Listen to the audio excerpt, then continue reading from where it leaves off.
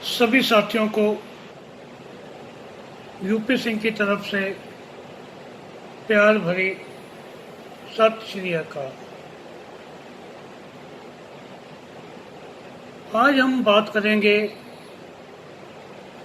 कि कपिंग के लिए हमने कौन कौन सी प्रिकॉशंस लेनी है।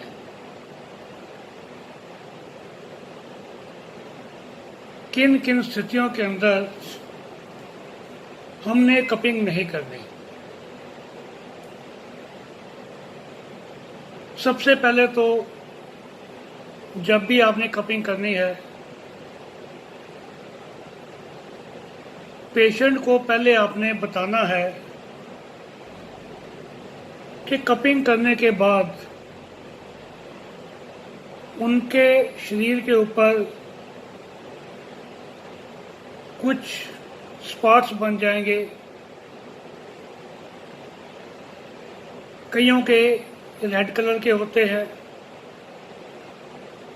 कईयों के बिल्कुल ब्लैक होते हैं,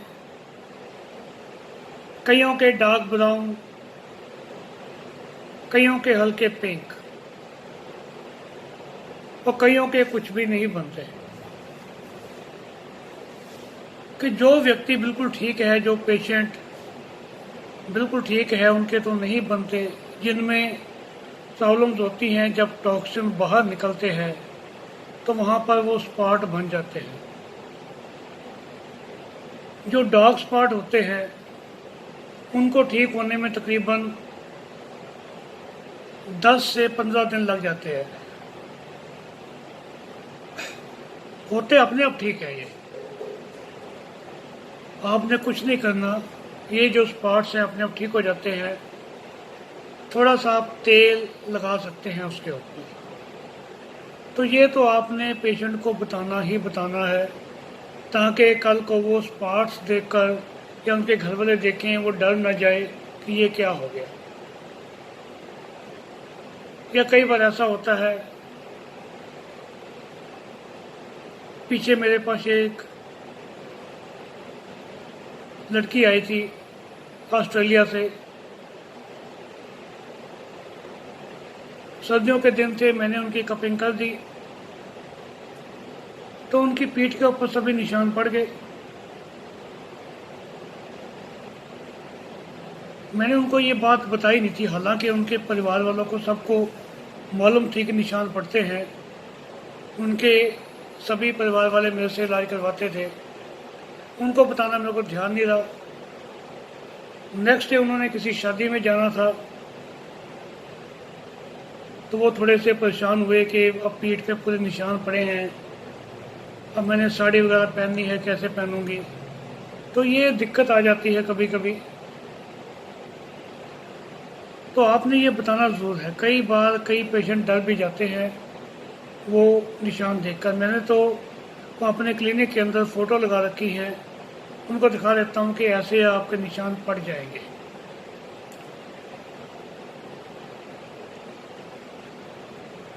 तो सबसे पहले उनका आपने माइंड वॉश करना है।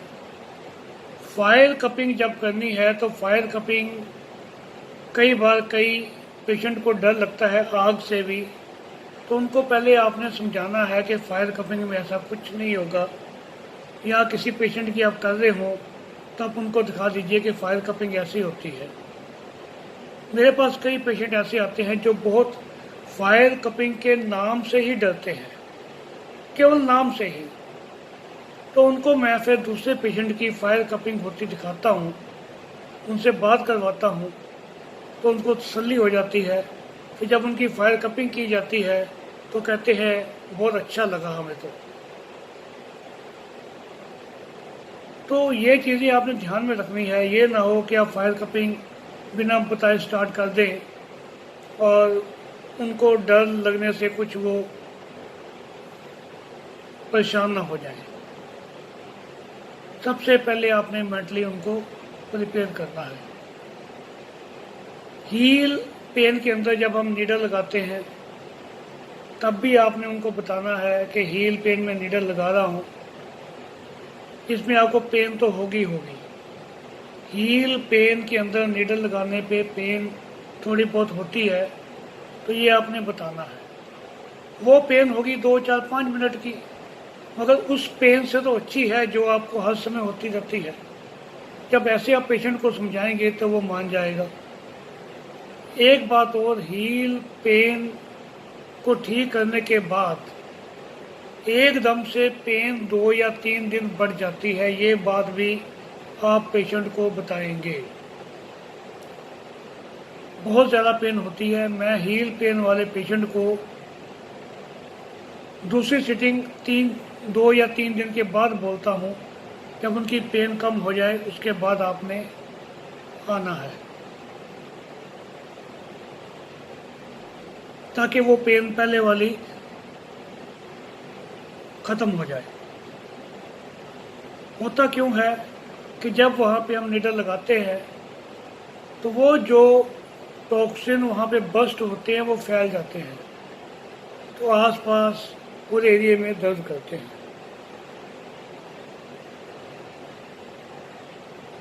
नेक्स्ट पॉइंट, 5 साल के नीचे बच्चे को कभी भी कपिंग नहीं करनी हमने।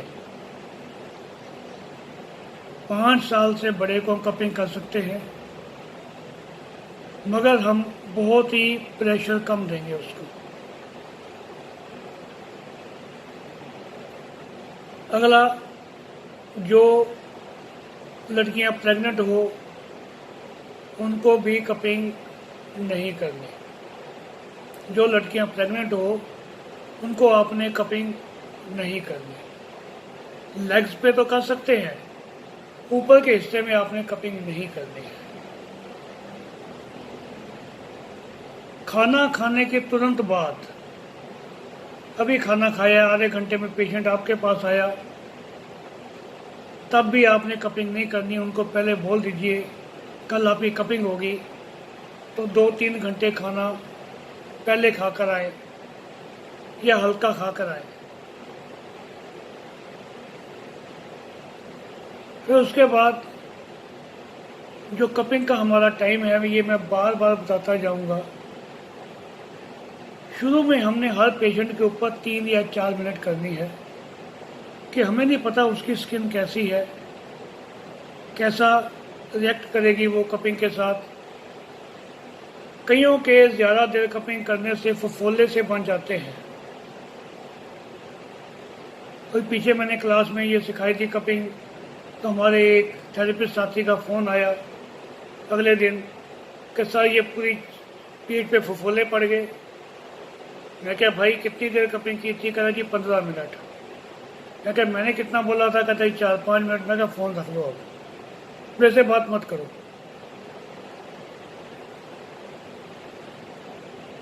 तो आपने स्टार्टिंग में 3 4 5 मिनट की कपिंग करनी है। पहले आपको पता होना चाहिए उसकी स्किन क्या रिएक्ट कर रही है, क्या रिएक्शन दे रही है। अगर वो स्पोर्ट्समैन है, स्ट्रांग है, यंग है, पूरा ताकतवर है, तो आप उसको और अगले दिन बढ़ा सकते हो, एक दिन छोड़कर 7 8 मिनट या 10 मिनट। स्पोर्ट्समैन को तो हम 15 मिनट भी कर देते हैं, मगर जनरली हम 4 5 मिनट ही करते हैं।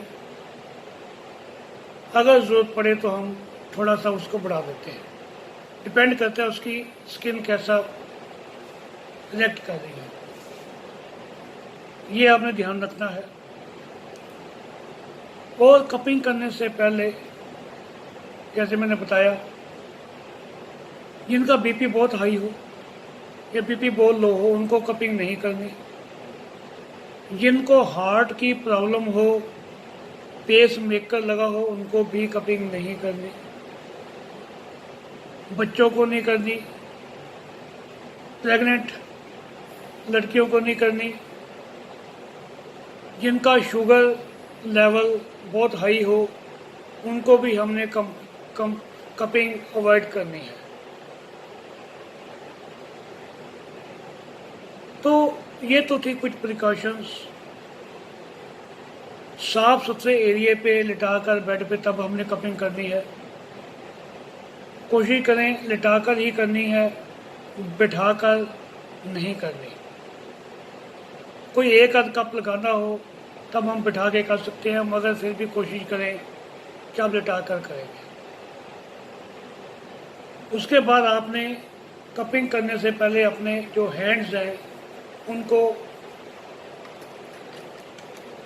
सैनिटाइज जरूर करना है सैनिटाइजर से अच्छी तरह से। मैं तो ये 3M का है सैनिटाइज़र, ये यूज़ कर रहा हूँ पिछले 2-2.5 साल से। मुझे इससे अच्छा कोई सैनिटाइज़र नहीं लगा। आजकल तो जो वक्त की डिमांड है वो भी है कि आपने हाथ अपने धोने हैं। मैं तो 2 साल से ही करता आया हूँ, शुरू से ही। तो आपने ये 3M का सैनिटाइज़र लीजिए, सबसे बेस्ट है ये। इससे करनी है, अपने पहले हैंड वॉश करेंगे, फिर हर बार पेशेंट के सामने जब भी आपने कपिंग करनी है, पेशेंट आया, जितने आपने कप लगाने हैं उन सबको आपने स्प्रिट से साफ करना है। मैं पेशेंट के सामने इसलिए बोल रहा हूँ, उनको एक तो कॉन्फिडेंस होगा आपके ऊपर कि ये जो हमारे थेरेपी साथी हैं बहुत अच्छे हैं, बहुत सफाई से करते हैं और इससे मैं ठीक तो होऊंगा और बिल्कुल मुझे कोई और परेशानी नहीं होगी। तो आपने स्प्रिट रखनी है। स्प्रिट के साथ आपने कप के जो ये आगे का एरिया है जो टच होता है हमारी बॉडी को, उसको तो साफ करना ही करना है, सबको करना है आपने। ये पेशेंट के सामने इसलिए मैं कह रहा हूँ, एक तो उसमें पेशेंट में कॉन्फिडेंस आएगा और एक आपको याद रहेगा कि मैंने किया है। मान लीजिए आपने अभी करके रख दिया, एक हफ्ता आपने कपिंग नहीं की, फिर आपको ध्यान नहीं आया, अब मेरे पास 3-4 सेट हैं कि मैंने किसकी सफाई की थी किसकी नहीं की थी। तो पेशेंट के सामने जितने लगाने हैं उनको पहले आप 2-3 मिनट लगाइए, उनको अच्छी तरह से साफ कीजिए आप।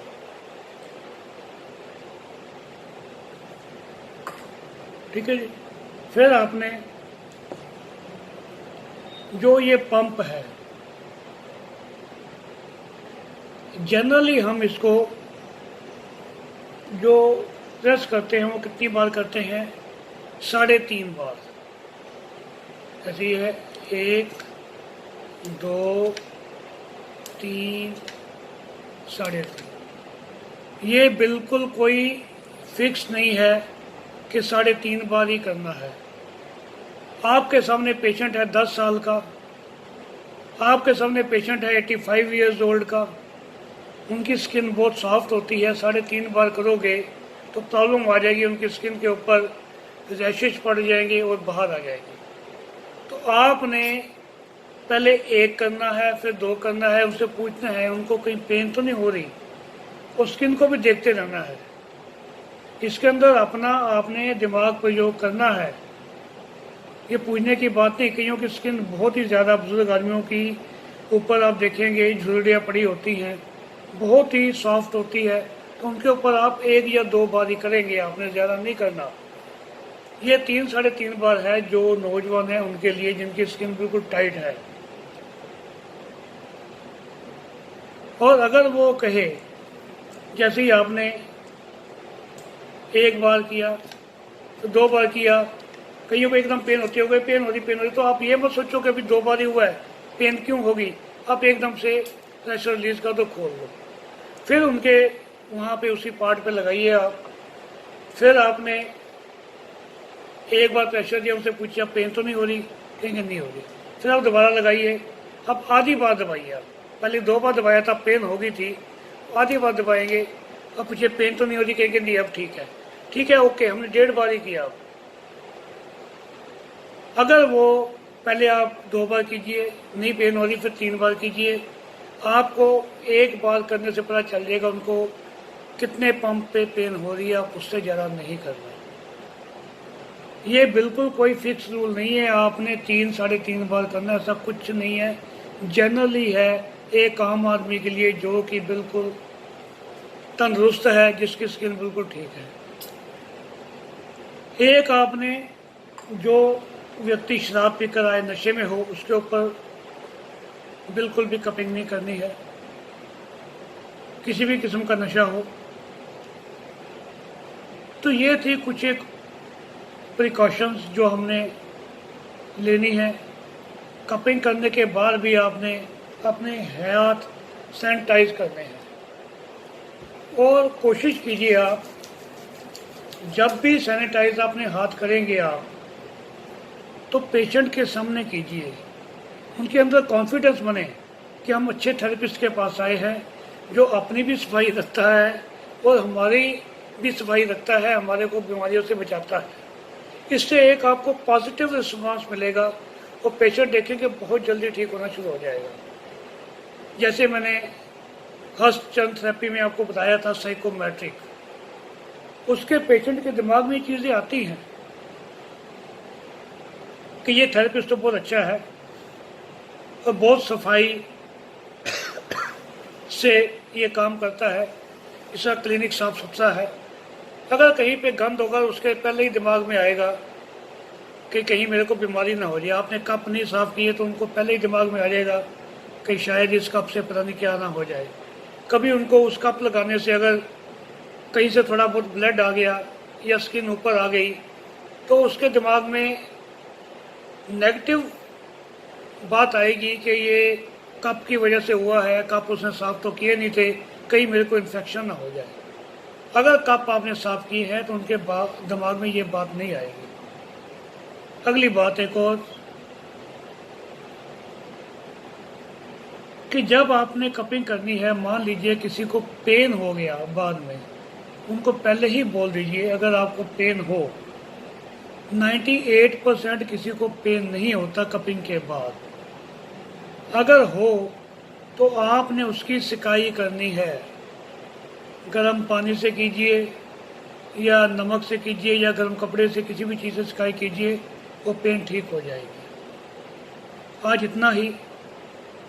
अगली वीडियो के अंदर मैं और भी आपको साथ साथ जो प्रिकॉशंस है बताता जाऊंगा कि क्या क्या हमने इसके अंदर सावधानियां बरतनी है। तब तक के लिए नमस्कार, हैव ए नाइस डे।